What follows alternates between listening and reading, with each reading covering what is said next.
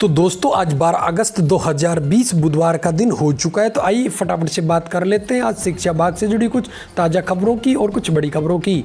जोधपुर शहर विधानसभा के प्रथम अंग्रेजी माध्यम महात्मा गांधी राजकीय विद्यालय में छात्र छात्राओं का प्रवेश शिक्षा विभाग के अधिकारियों की उपस्थिति में 13 अगस्त को लॉटरी के माध्यम से किया जाएगा। जोधपुर कृषि विश्वविद्यालय व इसके संबंध महाविद्यालयों में शिक्षकों की कमी दूर होगी। राज्य सरकार ने लंबे समय से खाली पड़े पदों को भरने की मंजूरी दे दी है। आपको बता दें, मुख्यमंत्री अशोक गहलोत ने ट्वीट कर यह मंजूरी दी है। इससे विश्वविद्यालय व इसके संगठन महाविद्यालयों में 83 पद भरे जाएंगे। नई शिक्षा नीति में प्रावधान किया गया है कि विदेशी विश्वविद्यालय भी भारत में आकर अपना कैंपस संचालित कर सकते हैं। इससे न सिर्फ छात्रों बल्कि देश के शिक्षकों को भी फायदा होगा। उनके पास बेहतर संस्थानों में पढ़ाने का विकल्प होगा। आपको बता दें, मिनिस्ट्री ऑफ एक्सटर्नल अफेयर्स की साल 2019 की एक रिपोर्ट के मुताबिक भारत से प्रतिवर्ष 7.5 लाख छात्र विदेश में पढ़ने के लिए जाते हैं। All government graduate and post graduate nursing students union Rajasthan के प्रदेश अध्यक्ष के नेतृत्व में जिला अध्यक्ष विनोद मीणा और उपाध्यक्ष जिला कलेक्टर ने प्रकाश राज पुरोहित को एक ज्ञापन सौंपा। आपको बता दें, केंद्रीय चिकित्सा मंत्री डॉक्टर हर्षवर्धन और प्रधानमंत्री नरेंद्र मोदी के नाम का ज्ञापन दिया गया है।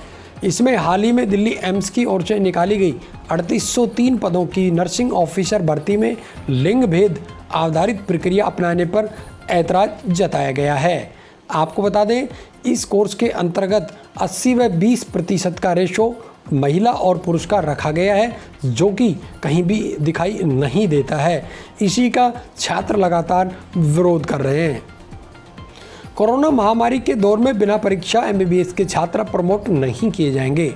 आपको बता दें, MCI ने एक एडवाइजरी जारी की है जिसमें कॉलेज खुलने के 2 माह के अंतर्गत ये परीक्षाएं करवानी होंगी। पिछले दिनों केंद्र सरकार ने नई शिक्षा नीति में क्षेत्रीय भाषाओं को आगे बढ़ाने पर जोर दिया। उसी के तुरंत बाद UPSC ने वर्ष 2019 का परिणाम जारी किया। इसमें हिंदी माध्यम का परिणाम विगत वर्षों की भांति लगभग शून्य ही रहा।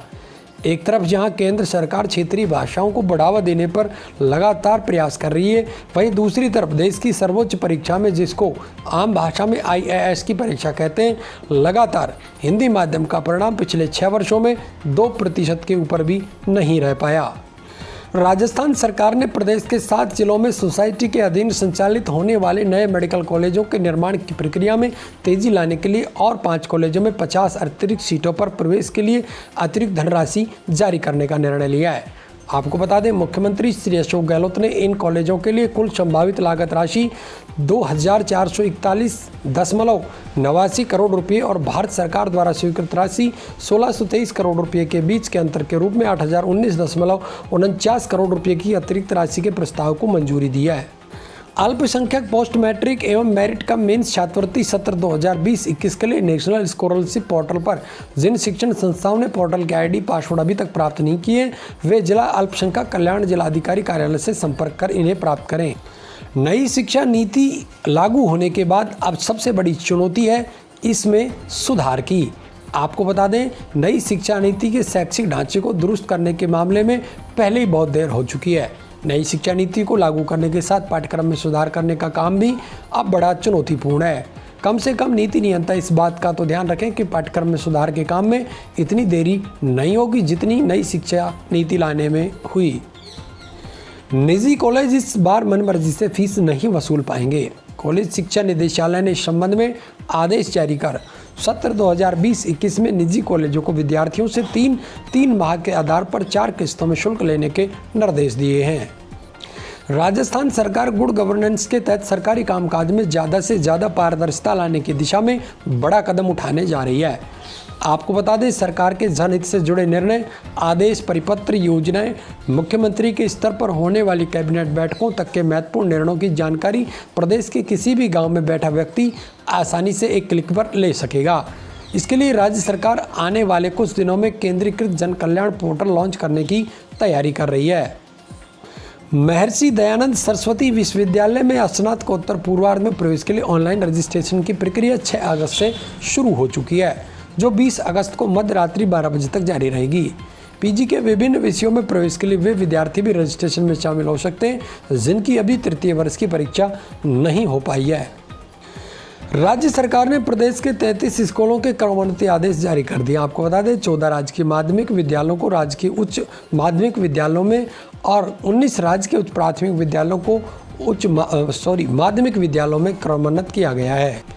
राइट टू एजुकेशन कानून के तहत प्राइवेट स्कूलों में प्रवेश के लिए रिपोर्टिंग की अंतिम तिथि शुक्रवार को थी। अब 31 अगस्त तक निजी स्कूलों में प्रवेश की प्रक्रिया चलेगी। आपको बता दें 30 जुलाई को लॉटरी निकलने के बाद रिपोर्टिंग के लिए शिक्षा विभाग ने 8 दिन यानी 7 अगस्त तक का समय दिया था। लड़कियों के लिए ज़्यादा से ज़्यादा रोजगार के अवसर तैयार करने हेतु राजस्थान कौशल और आजीविका विकास निगम ने प्रोजेक्ट मंजिल के लिए IPE ग्लोबल के साथ एक MOU साइन किया। आपको बता दें मंजिल एक 5 साल की परियोजना है जो प्रदेश के 6 जिलों डूंगरपुर, उदयपुर, भीलवाड़ा, अजमेर, टोंक और जयपुर में काम करेंगी। ये परियोजना राजस्थान कौशल और आजीविका विकास निगम के साथ काम करेगी ताकि गरीब लड़कियों जिन्होंने पढ़ाई छोड़ दी उनको RSLDC के कौशल कार्यक्रम में शामिल किया जा सके। राजस्थान माध्यमिक शिक्षा बोर्ड 10वीं और 12वीं की पूर्व परीक्षाएं कराने की तैयारी में जुट गया। आपको बता दें बोर्ड ने 3 सितंबर यानी इसके बाद परीक्षाएं कराने के लिए सरकार को प्रस्ताव भेजा है। शिक्षा मंत्री की मंजूरी के बाद बोर्ड विद्यार्थियों से ऑनलाइन आवेदन और परीक्षा कार्यक्रम जारी करेगा। प्रत्येक वर्ष की भांति इस वर्ष भी प्रदेश में शिक्षा के क्षेत्र में उत्कृष्ट योगदान देने वाले शिक्षकों का शिक्षा विभाग सम्मान करेगा। इस बार पूरे प्रदेश में कुल 1101 शिक्षकों का सम्मान किया जाएगा। विभाग ने शिक्षकों से ऑनलाइन आवेदन मांगे। सम्मान समारोह 3 स्तर ब्लॉक, जिला और राज्य स्तर पर होगा। हर ब्लॉक से 3 शिक्षकों को ब्लॉक स्तरीय सम्मान समारोह में सम्मानित किया जाएगा। जोधपुर कृषि विश्वविद्यालय व इसके संबद्ध महाविद्यालय में शिक्षकों की कमी जल्दी दूर होगी।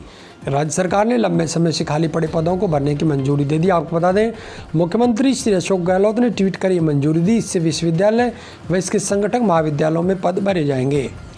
शिक्षा विभाग में कार्यरत एक व्याख्याता को फेसबुक पर टिप्पणी करना भारी पड़ गया। हुआ यूं कि फेसबुक पर पद्माराम मेघवाल ने जैसलमेर में सूर्यगढ़ होटल में मुख्यमंत्री के साथ गोविंद सिंह डोटासरा, खाजूवाला विधायक गोविंद राम मेघवाल और एक अन्य विधायक की फोटो शेयर की। इस फोटो पर व्याख्याता ने वहां बंद क्यों हो, यहां आकर जनता के काम करो टिप्पणी कर दी। तो दोस्तों ये थी आज 12 अगस्त 2020 से जुड़ी शिक्षा विभाग की कुछ बड़ी खबरें। शिक्षा विभाग से जुड़ी प्रत्येक बड़ी अपडेट के लिए लगातार आप बने रहे हमारे साथ में। प्रत्येक बड़ी खबर का नोटिफिकेशन आप तक लगातार पहुंचता रहे, इसके लिए आप चैनल को सब्सक्राइब अवश्य कर लें। यदि आप BSTC, PTT, रीट, कॉलेज व स्कूल शिक्षा से जुड़े हुए विद्यार्थी हैं और आपकी किसी भी प्रकार की कोई समस्या है तो आप हमें कमेंट करके ज़रूर बताइएगा। आपके कमेंट के आधार पर हम आपकी समस्या के समाधान का पूर्ण प्रयास करते हैं। साथियों ये राजस्थान के बेरोजगार विद्यार्थियों और परीक्षार्थियों को समर्पित चैनल है जिसमें हम आपकी प्रत्येक समस्या के समाधान का पूर्ण प्रयास करते हैं। आप भी अपनी समस्या के समाधान के लिए लगातार बने रहे हमारे साथ में। प्रत्येक अपडेट का नोटिफिकेशन लगातार पाने के लिए आप चैनल को सब्सक्राइब अवश्य कर लें। आज की इस वीडियो में साथियों बस इतना ही। नमस्कार।